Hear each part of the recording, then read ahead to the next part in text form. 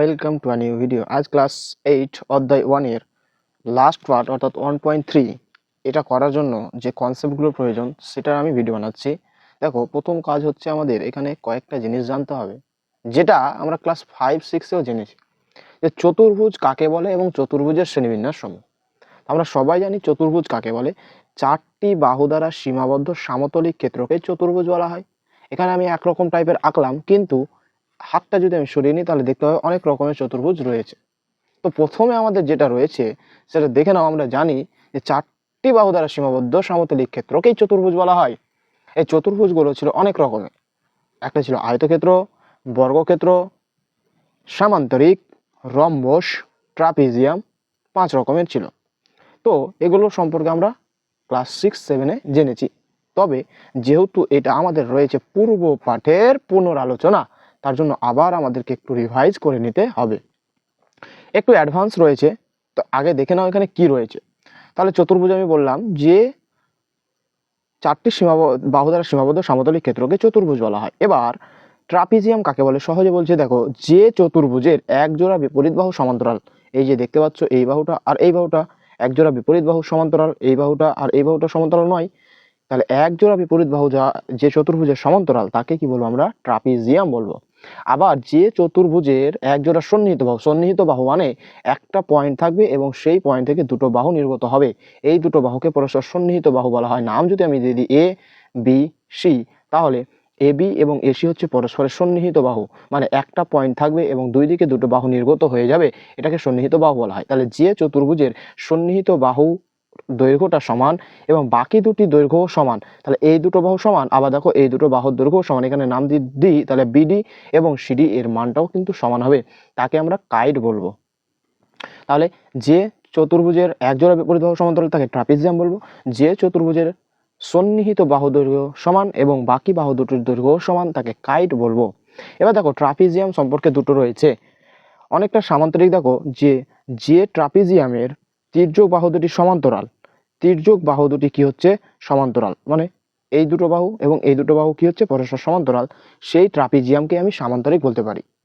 আবার যে ট্রাপিজিয়ামের তির্যক বাহু দুটির দৈর্ঘ্য সমান, এখানে বলছিল সমান্তরাল তার জন্য সামান্তরিক, কিন্তু তির্যক বাহু দুটির দৈর্ঘ্য কি? সমান থাকবে। তির্যক বাহু দুটির দৈর্ঘ্য সমান থাকবে, এই বাহুটা এবং এই বাহুটার দৈর্ঘ্য কি? তির্যক বাহু। এইটাকে এবং এইটাকে তির্যক বাহু বলা হয়। তির্যক বাহু দুটির দৈর্ঘ্য সমান, তাকে বলা হয় সমদ্বিবাহু ট্রাপিজিয়াম। তাহলে যে ট্রাপিজিয়ামের তির্যক বাহু দুটি দৈর্ঘ্য সমান হবে তাকে সমদ্বিবাহু ট্রাপিজিয়াম বলবো, এবং যে ট্রাপিজিয়ামের বিপরীত বা তির্যক বাহুগুলো কি হবে? সমান্তরাল হবে, তাদের বলবো সামান্তরিক। হয়ে গেল। এবার কাইট থেকে দেখো, যে কাইটের চারটি বাহু দৈর্ঘ্য সমান তাকে রম্বস বলবো। আমরা জেনেছিলাম যে রম্বস কাকে বলে? যে চতুর্ভুজে চারটি বাহু দৈর্ঘ্য সমান হয় তাকে আমরা কি বলেছিলাম? রম্বস বলেছিলাম। তাহলে কাইটের ক্ষেত্রেও সেরকম বলতে পারি, যে কাইটের চারটি বাহু দৈর্ঘ্য সমান হবে তাকেই রম্বস বলা হবে। এবার সামান্তরিক সম্পর্কে দেখো কি বলছে, যে সামান্তরিকে যখন এই যে কোণটা এখন কিন্তু 90 ডিগ্রি নাই, তার জন্য সেটাকে সামান্তরিক বলছি, কারণ এই দুটো বাহু সমান্তরাল রয়েছে। এবার এই সামান্তরিকের যখন একটা কোণ 90 ডিগ্রি হয়ে যাবে, 90 ডিগ্রি হয়ে যাবে, তখন সেটাকে আমরা কি বলবো? আয়তক্ষেত্র বলে দেবো। আবার দেখো, একজোড়া সন্নিহিত বাহুর দৈর্ঘ্য যদি সমান হয়, দেখো এই বাহুটা এবং এই বাহুটার দৈর্ঘ্য সমান যদি হয়ে যায় তাহলে তাকে রম্বস বলবো। অর্থাৎ যে সামান্তরিকের একজোড়া সন্নিহিত বাহুর দৈর্ঘ্য সমান তাকে আমরা রম্বস বলবো। আবার যে সামান্তরিকের একটি কোণ সমকোণ তাকে আয়তক্ষেত্র বলবো। এক কথায় হচ্ছে, আমরা ক্লাস 6-এ যে আলাদা আলাদা পড়েছিলাম, আয়তক্ষেত্র কাকে বলে, সামান্তরিক কাকে বলে, ট্রাপিজিয়াম কাকে বলে, কাইট কাকে বলে, তারপর রম্বস কাকে বলে, সেগুলোই আমরা কি করছি? পারস্পরিক সম্পর্কের মাধ্যমে কাকে বলে সেটা দেখছি। যে ট্রাপিজিয়ামের মাধ্যমে সামান্তরিকের প্রকাশ, সামান্তরিকের মাধ্যমে আয়তক্ষেত্রের প্রকাশ, সামান্তরিকের মাধ্যমে রম্বসের প্রকাশ, এবার রম্বসের মাধ্যমে দেখো বর্গক্ষেত্রের প্রকাশ। মানে যে রম্বসের একটি কোণ সমকোণ হবে তাকেই আমরা বর্গক্ষেত্র বলবো। আবার আয়তক্ষেত্রের সঙ্গে বর্গক্ষেত্রের কিরকম সম্পর্ক রয়েছে, যে আয়তক্ষেত্রের যদি একজোড়া সন্নিহিত বাহুর দৈর্ঘ্য সমান হয়ে যায়, একজোড়া মানে দুইটি সন্নিহিত বাহুর দৈর্ঘ্য সমান যদি হয়ে যায়, তখন সেটাকে বর্গক্ষেত্র বলবো। এক কথায় হচ্ছে, এই যে পেজটা 17 নম্বর পেজ, এই পেজটাতে প্রত্যেকটা চতুর্ভুজের পারস্পরিক সম্পর্ক নিয়ে আলোচনা করা হয়েছে, যেটা কিন্তু তোমাদের পরীক্ষার জন্য একটু একটু ইম্পর্টেন্ট রয়েছে। এখান থেকে কিন্তু যে কোনো ধরনের শর্ট কোয়েশ্চেন চলে আসতে পারে। কিভাবে শর্ট কোয়েশ্চেন আসতে পারে? বলতেই পারে যে সামান্তরিকের একজোড়া সন্নিহিত বাহুর দৈর্ঘ্য সমান তাকে বলে ড্যাশ, রম্বস, কাইট, ট্রাপিজিয়াম, আয়তক্ষেত্র। 4টা অপশনের মধ্যে তোমাকে যে কোনো একটা সিলেক্ট করতে হতে পারে, তাহলে সেক্ষেত্রে অ্যান্সারটা হয়ে যাবে রম্বস।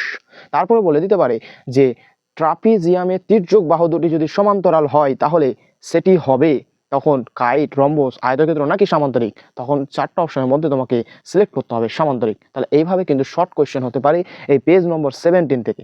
এরপরে চলে আসো আমাদের পেজ নম্বর 16-এ কয়েকটা জিনিস রয়েছে।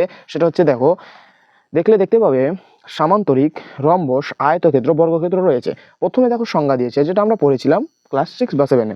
সামান্তরিক কাকে বলে? যে চতুর্ভুজের বিপরীত বাহুগুলি পরস্পর সমান্তরাল তাকেই সামান্তরিক বলা হয়। এবার এই পাশে কি রয়েছে? এই পাশে যেমন আমরা পড়েছিলাম বৈশিষ্ট্য, সামান্তরিকের বৈশিষ্ট্যগুলো পড়েছিলাম, সেই বৈশিষ্ট্যগুলো এখানে রয়েছে। শুধুমাত্র ফিল ইন দ্য ব্ল্যাঙ্কস মানে হচ্ছে শূন্যস্থানের মতো দিয়ে দিয়েছে। দেখো আমি পূরণ করে দিয়েছি। কি বলছে? এই সামান্তরিকের বিপরীত বাহুগুলোর দৈর্ঘ্য কি হবে? যখন বৈশিষ্ট্য পড়েছিলাম আমরা, বিপরীত বাহুগুলোর দৈর্ঘ্য সমান হবে, বিপরীত কোণগুলির পরিমাণ সমান হবে।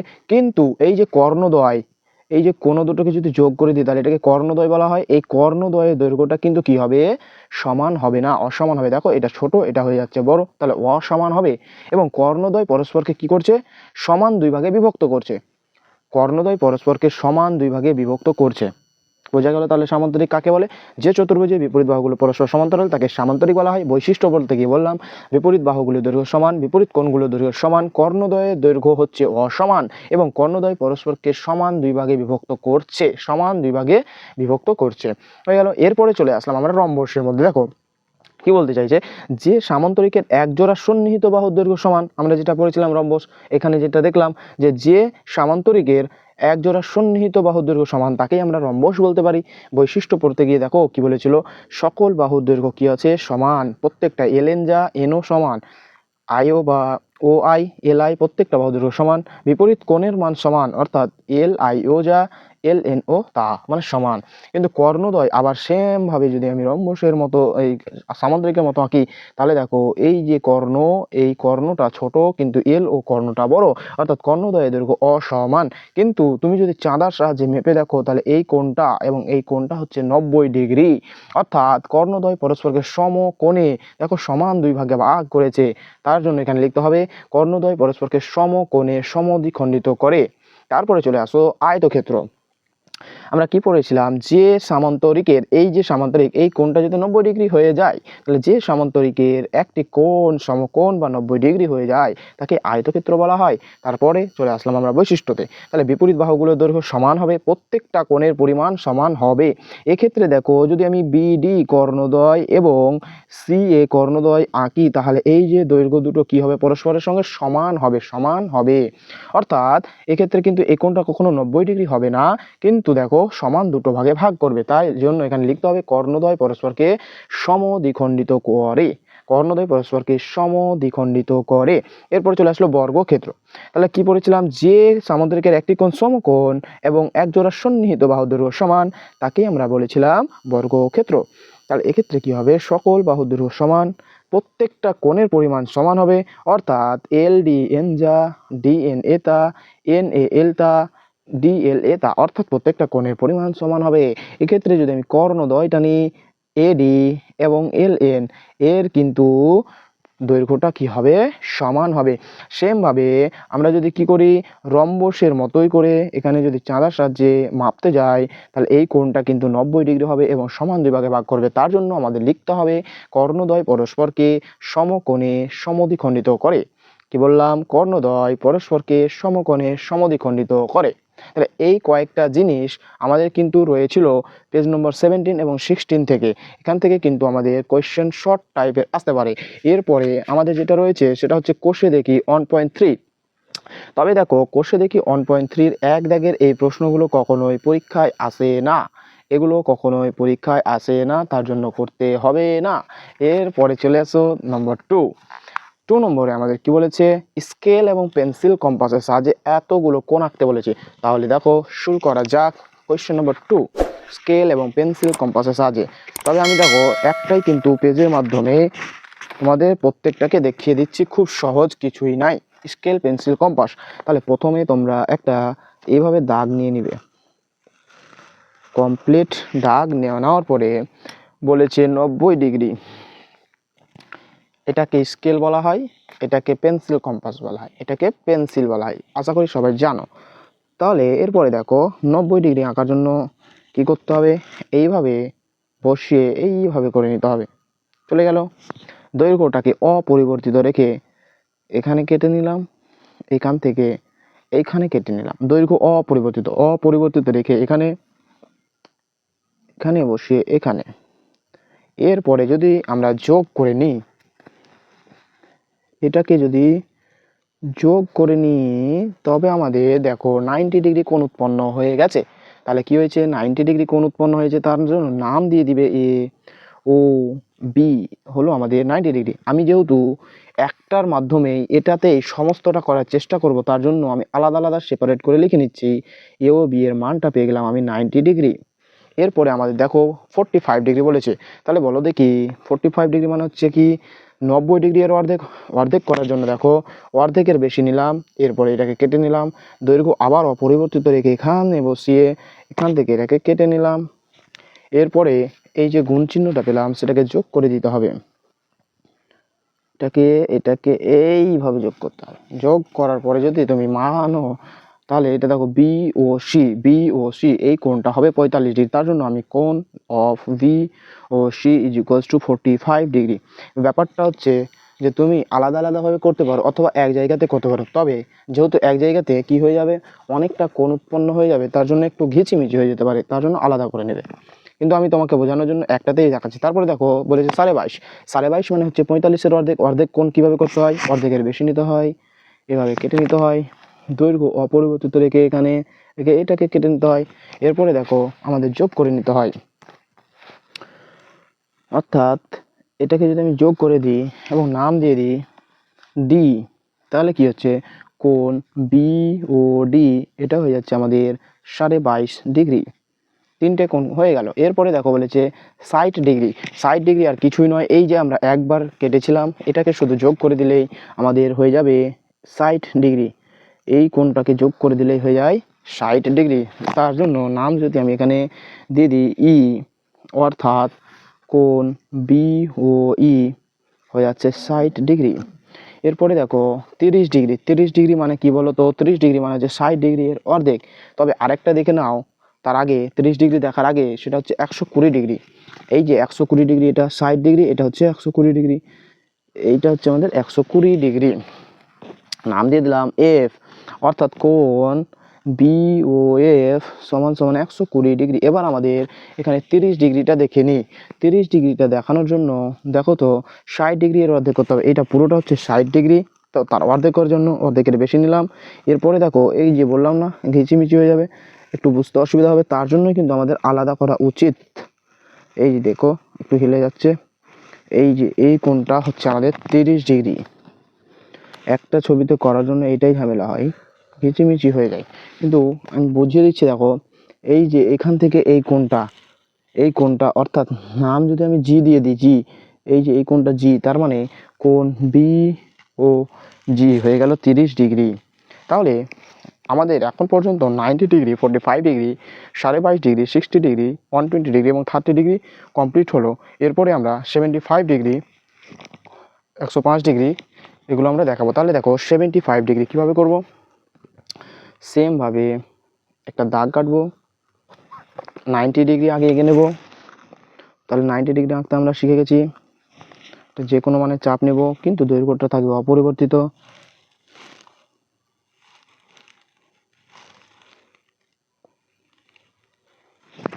এরপরে যোগ করে দেব।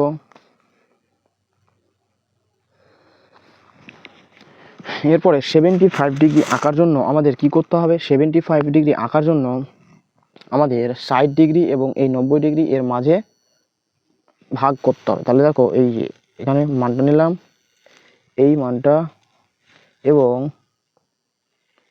এই মানটা 60 ডিগ্রি এবং 90 ডিগ্রির মাঝের মানটা নিলে এবং এটাকে যদি আমি যোগ করে দিই, তাহলে আমাদের হয়ে গেল 75 ডিগ্রি। এই কোণটা হচ্ছে কত, 75 ডিগ্রি। নাম দিয়ে দাও, সেটা হচ্ছে ও এ ডি ধরো। তাহলে কোণ এ ও ডি হয়ে গেল 75 ডিগ্রি।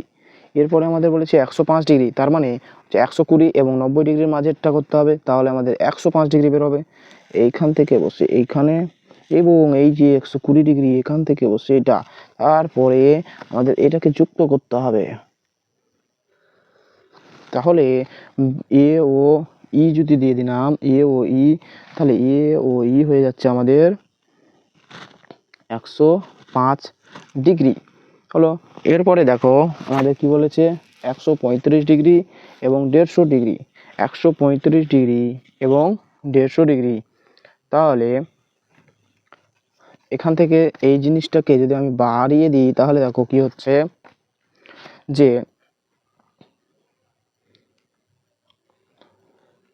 90 ডিগ্রি এবং 180 ডিগ্রির মাঝে যদি আমি কি করেছি কি বেশি নিয়ে নিলাম, এরপরে 90 ডিগ্রি, এই যে এটা এটা এই কোণটাকে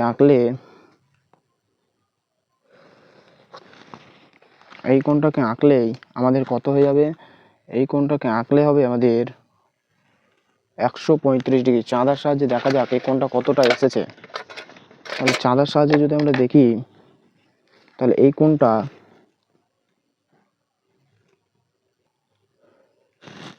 135 ডিগ্রি, 135 ডিগ্রি বলছিলাম। তাহলে এই কোণটা অর্থাৎ 90 ডিগ্রি এবং 180 ডিগ্রির মাঝখানটাকে যদি আমি কাজ করি তাহলে হয়ে যাচ্ছে আমাদের 135 ডিগ্রি। তাহলে দেখো নামটা লিখে নিই আমি, এ ও এফ, কোণ এ ও এফ সমান হয়ে যাচ্ছে 135 ডিগ্রি। এরপরে দেখো যে 150 ডিগ্রি আঁকার জন্য আমাদের কি করতে হবে, যে এই যে 180 এবং এই যে 120 এদের বেশি নিতে হবে, 180 এবং 120 এটা নিতে হবে, তাহলে আমাদের 150 ডিগ্রি কোণ উৎপন্ন হবে। এখান থেকে কিন্তু এই দুটো বেশি ইম্পর্টেন্ট ফর ইওর এক্সামিনেশান। তাহলে দেখো দেখি এ ও, ধরো এখানে নামটা দিয়ে দিচ্ছি জি, এ ও জি 150 ডিগ্রি হয়েছে কি হয়নি। তাহলে দেখো এ ও জি, যদিও আমার পেন্সিলটা খুব একটা ভালো নয় তার জন্য একটু এরকম হয়েছে, তাহলে কোন এ ও জিটা কিন্তু হয়ে যাচ্ছে 150 ডিগ্রি। কি বললাম, এখান থেকে এই দুটো হচ্ছে মোস্ট ইম্পর্টেন্ট ভিভিআই। তাহলে কি করবে, আবার বুঝে নাও, 135 ডিগ্রি আঁকার জন্য তোমরা 180 ডিগ্রি এবং 90 ডিগ্রি, 180 ডিগ্রি এবং 90 ডিগ্রি এর মাঝে নিবে একটু বেশি করে, অর্ধেকের বেশি নিয়ে, তাহলে আমাদের 135 ডিগ্রি আসবে। 150 ডিগ্রি আঁকার জন্য তোমরা কি করবে, যে 180 এবং 120 ডিগ্রি এর বেশি নিয়ে তারপরে আঁকবে, তাহলে কিন্তু আমাদের 150 আসবে। এই দুটো খুবই ইম্পর্টেন্ট এক্সামের জন্য। এরপরে চলে আসো, দেখো 3 নম্বর কোয়েশ্চেনে কি বলতে চাইছে। কোয়েশ্চেন নম্বর 3, যে PLAN চতুর্ভুজের বিপরীত বাহুগুলোর দৈর্ঘ্য সমান, অর্থাৎ আমরা যেটা যেটা জানি সেটা লিখে নিই। PL সমান AN সমান 6 সেমি। তার আগে যেটা বলেছে সেটা এঁকে নিই। PL সমান AN সমান 6 সেমি, অর্থাৎ এটা 6 সেমি এবং আরেকটা বলেছে 5 সেমি। তাও আগে এঁকে নিই। এবার এখানে নামটা দিয়ে দিই। এটা হচ্ছে আমাদের 6 সেমি, এটা হচ্ছে 5 সেমি, ঠিক আছে। এবার যেটা জানলাম বললো PL সমান সমান AN সমান সমান 6 সেমি এবং PN LA সমান সমান 5 সেমি। এবার বলছে 3 রকম PLAN চতুর্ভুজ আঁকি এবং কখন PLAN চতুর্ভুজটি আয়তাকার চিত্র হবে তা হিসেব করি। তাহলে দেখো আমরা কিভাবে আঁকতে পারি। প্রথম কথা হচ্ছে চতুর্ভুজ আঁকার জন্য প্রত্যেকটার ক্ষেত্রে সেম করবে, যে কোনো একটা দৈর্ঘ্য সরলরেখা নিয়ে নেবে। এরপরে যেটা বড় সেটাকে নিচে বসানোর চেষ্টা করবে। 6 সেমিটা বড়, 6 সেমি মানটা নিলে এই মানটাকে নিয়ে এখান থেকে বসিয়ে এখানে কেটে নিলে, তাহলে কি হয়ে গেল আমাদের, এটা ধরে নাও নাম দিলাম আমি PL নাম দিতে পারি, আমি PL নাম দিতে পারি, যার দৈর্ঘ্য কত 6 সেমি, কারণ এখানে বলেছে PL সমান AN। তাহলে PL চতুর্ভুজটা কি হবে, AN প্লান হবে, তৈরি হবে, PLAN প্লান, এরকম চতুর্ভুজ তৈরি হবে। তাহলে ALটা কত হবে, AL দেখো AL কত, AL 5 সেমি, তাহলে 5 সেমি নেব এবার আমরা 5 সেমি। তাহলে এখান থেকে আমরা 5 সেমিকে কেটে নিলাম, 5 সেমিকে কেটে নিলাম, তাহলে AL হয়ে গেল। এবারে কি হবে PN, তাহলে PN কত, PNও 5 সেমি হবে, তাহলে সেম ভাবে কেটে নিলাম, PNটাও 5 সেমি, একটু হিজিবিজি হলো, তাহলে PN হয়ে গেল। এবার দেখো LA হয়ে গেল। এরপরে আমাদের কি করতে হবে, এগুলোকে যুক্ত করে দিতে হবে। তাহলে এটা হচ্ছে কি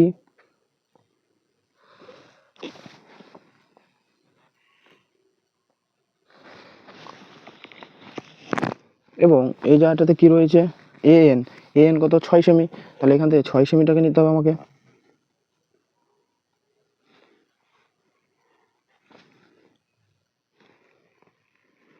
এএনটা হচ্ছে 6 সেমি আর এখানে ছিল 5 সেমি।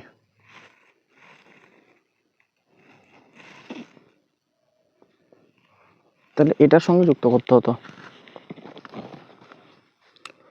তো কি হলো এটা এবং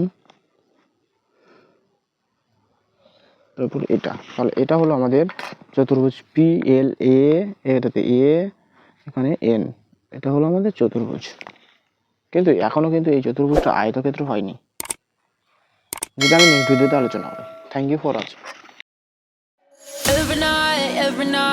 Every night are we paradise, paradise seems so far away.